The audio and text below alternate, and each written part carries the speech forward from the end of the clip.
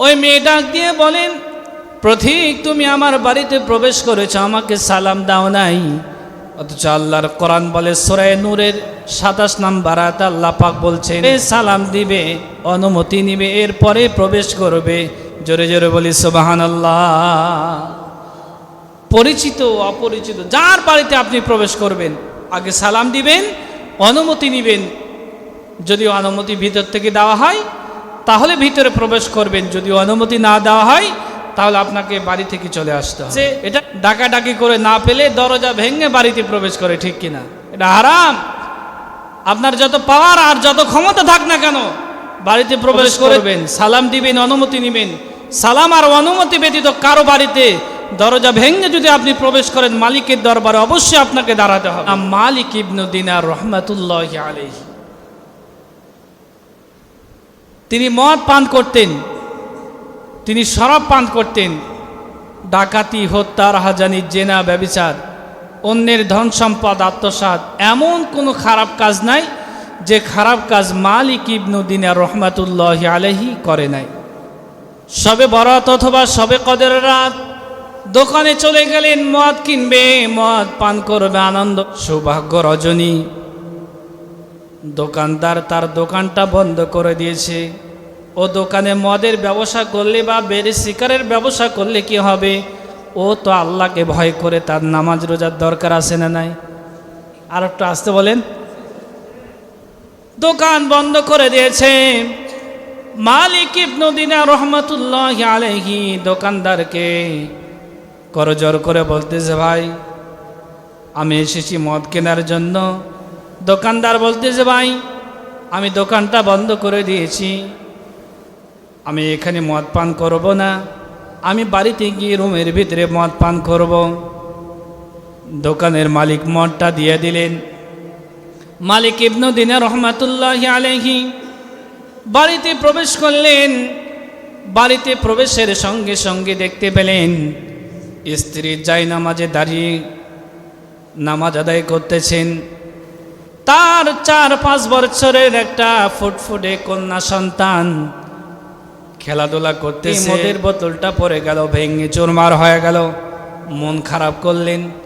এরপরেও তো মেয়ে আদরের জিনিস, যার সন্তান সন্ততি নেই সেই জানে সন্তান সন্ততির মর্ম কত বেশি।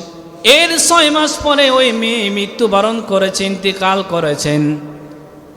পরের বছরে আবার সবে বরাত অথবা সবে কদরের রাতেই সৌভাগ্য রজনী আবার দোকানে গেলেন, মদের বোতল ক্রয় করে বাড়িতে ফিরে এসেছে। মদ পান করবেন, এমন সময় মেয়ের কথা স্মরণে আসলো, গত বছর এই সময় আমি মদের বোতল কিনে এনেছিলাম, আমার মেয়ে মদের বোতল ভেঙে ফেলেছে। আজ আমার একমাত্র কলিজার টুকরা মেয়ে তো নাই। মেয়ের কথা স্মরণ হলো, বাবা অঝর নয়নে কাঁদলেন। আজ মেয়ে থাকলে মেয়েকে নিয়ে আনন্দ করতাম। মালিক ইবনে দিনার রহমাতুল্লাহি আলাইহি আর মদ পান করেন নাই। বাইরে গেলেন, এক আছাড় দিয়ে মদের বোতল ভেঙে ফেললেন। রাতের বেলায় ঘুমিয়ে পড়লেন, সেই দিন আর মদ পান করে নাই। মালিক ইবনে দিনার রহমাতুল্লাহি আলাইহি সারা জীবন অপরাধ করেছেন। এমন অপরাধী আমরা যারা উপস্থিত হয়েছি, আমরাও কিন্তু এমন অপরাধী। শুধু মালিক ইবনে দিনার অপরাধী নয়, হযরতে মালিক ইবনে দিনার রহমাতুল্লাহি আলাইহি ঘুমিয়ে পড়লেন।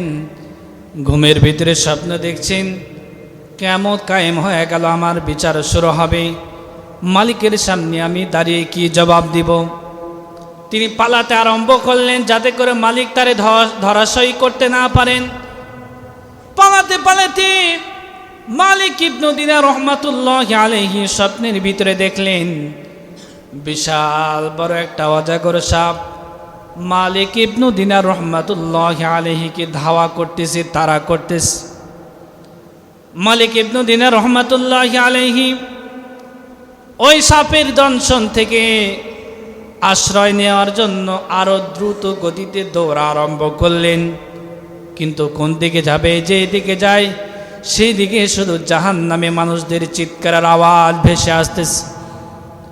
ও মুসলমান, আমি বোঝাচ্ছি খারাপ মানুষ কেমনে ভালো হয়।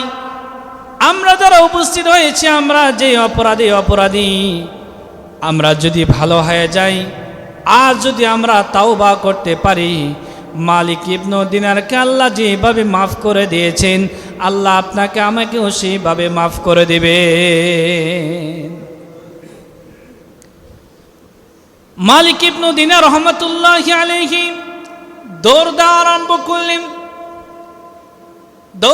দৌড়াতে লক্ষ্য করে দেখলেন একটা বয়োবৃদ্ধ মানুষ, এত বৃদ্ধ হয়েছে বয়সের বানে, লাঠির ওপর ভর দিয়ে দাঁড়িয়ে আছে, ঠিকঠাক মতো দাঁড়িয়ে থাকতে পারে না। মালিক ইবনে দিনার রহমাতুল্লাহি আলাইহি ডাক দিয়ে বলে, বাজান, বিশাল বড় সাপ আসতেছে, আমাকে কি বাঁচানো যাবে? একটু বাঁচার রাস্তা বের করে দিন, অথবা আপনি আমারে বাঁচান। ওই বয়োবৃদ্ধ মানুষটি লাঠির ওপর যিনি ভর করে দাঁড়িয়ে আছেন, তিনি বলতেছে, দেখো না, আমি নিজেকে বাঁচাতে পারি না, না জানি আমার কি হবে, তুমি আমার কাছে আশ্রয় নেওয়ার জন্য এসেছো, আমি নিজে বাঁচতে পারি না, তোমাকে আমি কেমনে সাহায্য করব, বাঁচাবো? ওই বয়োবৃদ্ধ মানুষটি মালিক ইবনে দিনার রহমাতুল্লাহি আলাইহিকে বাঁচাতে পারে নাই। তিনি দৌড় দেওয়া আরম্ভ করলেন। জাহান্নামের আগুনের স্ফুলিঙ্গ যেন বেরিয়ে আসতেছে, দৌড় দিয়ে চলে গেলেন একটা পাহাড়ি এলাকায়। যাওয়ার সঙ্গে সঙ্গে দেখলেন কয়েকজন ফুটফুটে কন্যা সন্তান খেলাধুলা করতেছে। মালিক মেয়ে বেরিয়ে আসলেন, ডাক দিয়ে বলে, বাবা, আপনি কেন এখানে? আপনার কি হয়েছে? বাবা ডাক দিয়ে বলে, মা, কবরস্থ করেছি, দাফন কাফন করেছি, তুমি এখানে কেন? বলে, বাবা, যারা ছোট্ট বয়সে মারা যায় এবং আমরা হযরতে ইব্রাহিম আলাইহিস সালামের সঙ্গে আমরা খেলাধুলা করি।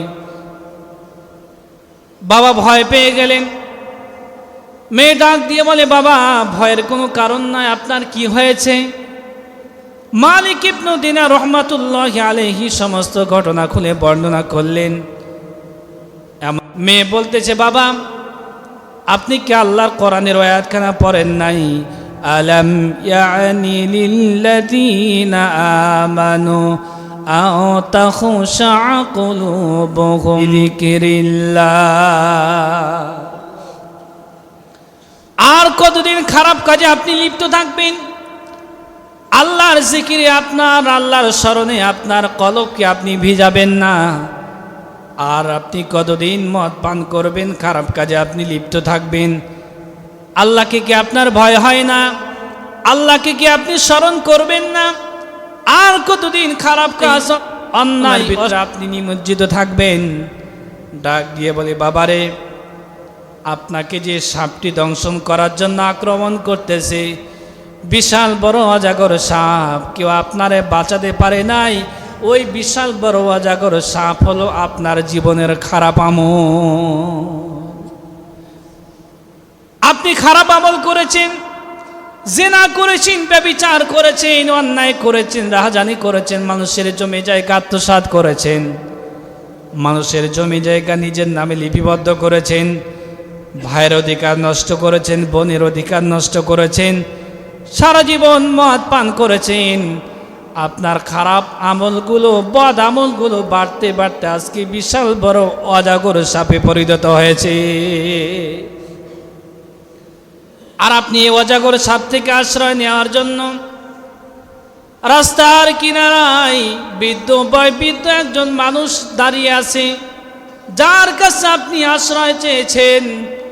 বৃদ্ধ মানুষ আপনাকে কি সাহায্য করবেন? সে নিজেই তো সাহায্য প্রার্থী দাঁড়িয়ে আছে, আপনাকে কি বাঁচাবে? যে আমল কিয়ামতের দিন আপনাকে বাঁচাতে পারে নাই, এই দুর্বল আমল দাঁড়িয়ে আছে, এই আমল দিয়ে কিয়ামতের দিন বাঁচাতে পারবে না। প্রিয় ভাইরা আমার, আমরা যারা উপস্থিত হয়েছি, আমরা এমন দুর্বল ইমানের অধিকারী, দুর্বল ভালো কাজের অধিকারী, যে দুর্বল ইমান, দুর্বল আমল, দুর্বল ভালো কাজ আপনাকে আমাকে কিয়ামতের দিন বাঁচাতে পারবে না। মালিক ইবনে দিনার রহমাতুল্লাহি আলাইহির ঘুম ভেঙে গেল, লাফিয়ে উঠলেন। কি আশ্চর্য ব্যাপার, আমি কি দেখলাম? ঘুমের ভিতরে, স্বপ্নের ভিতরে কিয়ামত কায়েম হয়ে গেল। আমি তো ভুলের ভিতরে ডুবে আছি। আমি গান বাজনা, ভিডিও থিয়েটার, মদ, খারাপ কাজের ভিতরে আমি ডুবে আছি। আমাকে ভালো হতে হবে।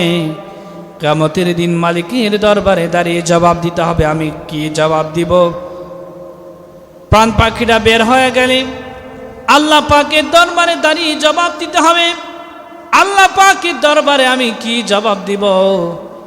এজন্য মালিক ইবনে দিনার রহমাতুল্লাহি আলাইহি সেই দিনে গোসল করলেন, ওযু করলেন, আল্লাহর কাছে প্রতিজ্ঞাবদ্ধ হলেন। ডাক দিয়ে দুই চোখের পানি ফেলে আল্লাহর কাছে কান্নাকাটি করলেন, রোনাজারি করলেন। আল্লাহ, আমি অপরাধ করেছি, আমি ভুল করেছি, আমি পাপ করেছি, আমি সীমা লঙ্ঘন করেছি, আমি নামাজ পড়ি নাই, আমি অস্বীকার করেছি, তোমাকে আমি অস্বীকার করেছি। আজ থেকে তোমার কাছে আমি অবদাবদ্ধ হলাম, এক ওয়াক্ত নামাজ আমি কাজা করব না। সুবহানাল্লাহ। আর কখনো অন্যায়ের সঙ্গে লিপ্ত হব না, আর কখনো আমি অন্যায়কে আপোষ করব না, খারাপ কাজ করব না, অশ্লীলতা, বেহায়াপনা কাজ করব না। আল্লাহ তাআলা, আমি তোমার কাছে আজ থেকে আমি ওয়াদাবদ্ধ হলাম, দয়া করে তুমি আমার জীবনের গুনাহ খাতা মাফ করে দাও। ওই মালিক ইবনে দিনার রহমাতুল্লাহি আলাইহি আল্লাহর কাছে তওবা করেছেন, কান্নাকাটি করেছেন, রোনাজারি করেছেন। আল্লাহ পাক মালিক ইবনে দিনারকে এত ভালোবেসেছেন, জীবনের গুনাহ খাতাগুলো মাফ করে জামানার শ্রেষ্ঠ মুজাদ্দিদ মালিক ইবনে দিনারকে আল্লাহ পাক বানিয়ে দিয়েছে। যিকরিল্লাহ